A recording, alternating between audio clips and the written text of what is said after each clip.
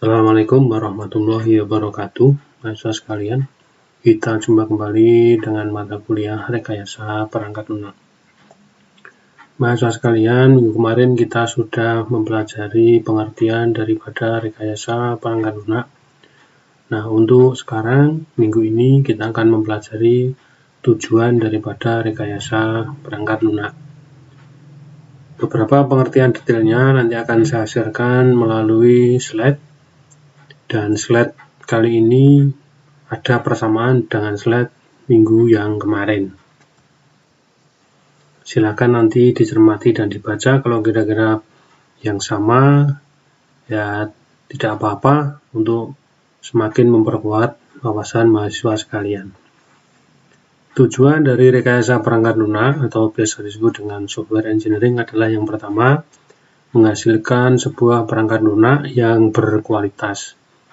Nah, perangkat lunak yang berkualitas di sini ada 3 poin yang harus kita cermati. Yang pertama adalah dari pengguna atau dari user, individu atau organisasi yang telah mengeluarkan biaya dalam pembangunan perangkat lunak.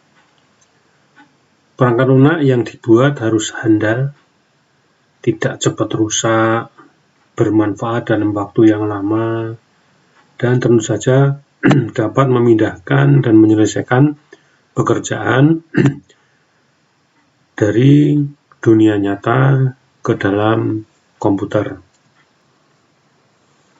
Nah, output yang dihasilkan tentu saja harus sesuai dengan yang diinginkan oleh user, sehingga kehandalan dari software ini memang benar-benar diperlukan. Kemudian harus fleksibel, mudah digunakan, mudah ditambahi atau dikurangi fitur-fitur baru yang mungkin sesuai atau yang dibutuhkan dengan keadaan pada sekarang ini. Jadi ketika dibuat fitur tersebut belum tercover, ketika sudah digunakan maka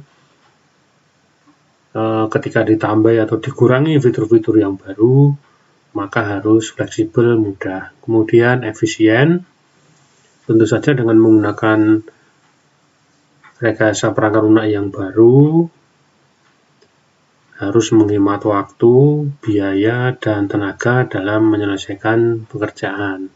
Kalau tidak bisa hemat waktu, biaya, dan tenaga, buat apa kita membuat sebuah proyek perangkat lunak?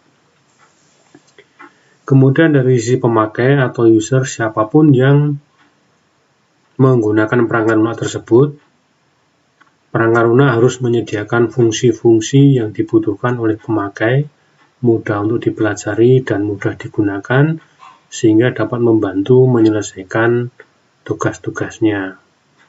Nah, silakan ini sama dengan mata kuliah Sistem Informasi Manajemen yang terdapat di 7 lapisan OSI. Dalam tingkatan itu tentu saja setiap tingkatan mempunyai akses yang berbeda, dari direktur, manajer, kemudian dari manajer pemasaran, manajer gudang, kemudian dari admin mempunyai akses sendiri-sendiri.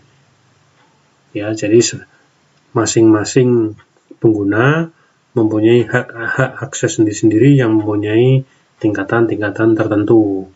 Nah, ini nanti rekayasa perangkat lunak harus bisa mengcover kebutuhan-kebutuhan tersebut. Misalkan mandor gudang atau direktur gudang tidak bisa mengakses di bagian keuangan atau sebaliknya. Yang ketiga dari sisi maintainer atau modifier yang memelihara dan memodifikasi perangkat lunak tersebut. Perangkat lunak tersebut memiliki sedikit error pada saat penginstalan pertama. Source code juga harus terdokumentasi dengan baik, mudah dibaca, terstruktur, dan dirancang dengan baik dan bersifat modular. Jadi perangkat lunak tersebut harus memiliki kemudahan ketika diinstal pertama kali, tidak rewel, tidak berbelit-belit, tidak rumit ya, sehingga kalau pertama kali diinstal sudah lancar, maka si pengguna tentu saja akan merasa senang dan nyaman. Tapi kalau ketika baru diinstal sudah mengalami banyak kesulitan, maka asumsi daripada user atau pengguna pasti akan berbeda.